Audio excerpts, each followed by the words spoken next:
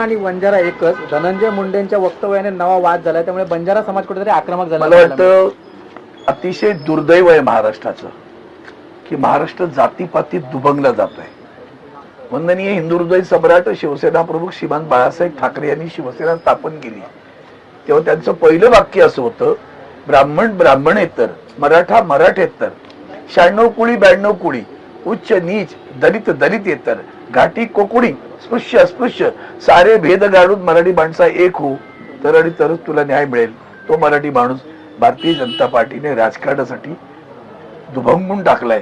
नुसता दुभंगलेला नाही, दु हा शब्द फक्त दोन होतं, तो इतका त्याचं विभंजन केलंय की विचारू नका.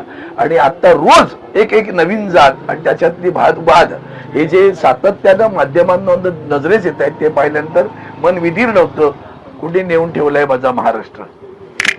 पण माननीय आमच्या भास्करराव जाधवांनी सांगितलेलं आहे, पण त्याच्या पलीकडचा मुद्दा आहे त्या देवाभाऊच्या जाहिरातीचा प्रकाशक कोण. वर्तमानपत्रातल्या जाहिराती आल्या, तुम्ही दिल्या, तुम्ही घेतल्या, तुम्ही जाहीर करा ना कोणी जाहिरात दिली म्हणून.